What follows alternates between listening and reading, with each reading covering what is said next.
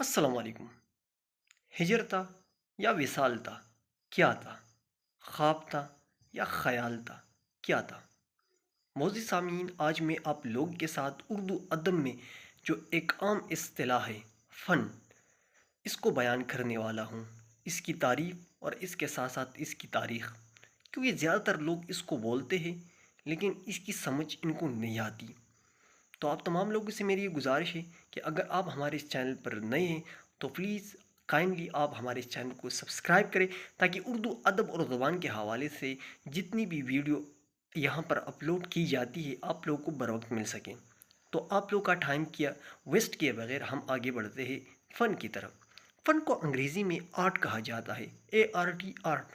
ہم اس کی تعریف کچھ یوں کرتے ہیں، انسان انسان کی جو تخلیقی اظہار ہوتا ہے اس کو فن کہا جاتا ہے۔ اگر آپ اور بھی اس کو سیمپل کرنا چاہتے ہیں تو ہم یوں کہہ سکتے ہیں کہ حسن کا تخلیقی اظہار کے ہنر کو آرٹ کہا جاتا ہے۔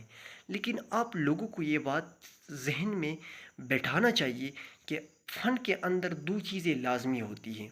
نمبر ون، اس میں کیا ہوتا ہے؟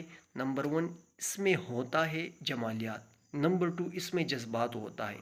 جو بھی فن ہوگا اس میں جمالیاتی اور جذباتی تاثر ضرور موجود ہوگا۔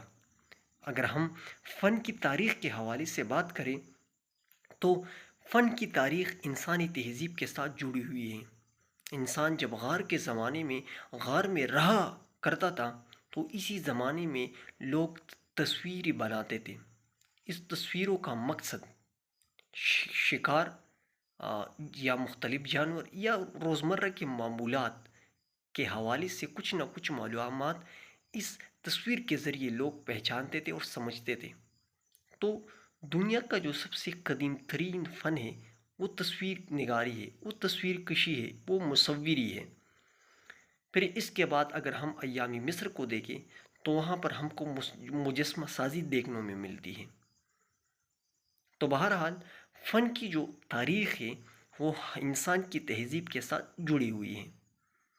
پھر انسان فن کا جو اظہار کرتا ہے وہ مختلف طریقوں سے کرتا ہے، اور عمومی طور پر یہ 5 طریقے ہیں جس کو ہم فنونی لطیفہ بھی کہتے ہیں۔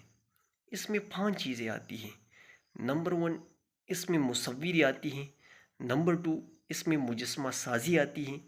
نمبر 3، اس میں موسیقی آتی ہے۔ نمبر 4، اس میں رقص آتا ہے۔ نمبر 5، اس میں شاعری آتی ہے۔ تو یہ 5 چیزیں ہیں جو آرٹ میں آتے ہیں، یعنی فنونی لطیفہ اس کو ہم کہتے ہیں۔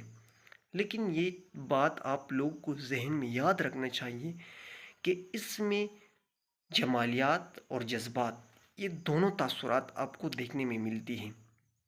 تو میں امید کرتا ہوں کہ آپ لوگوں کو یہ ویڈیو پسند آئی ہوگی۔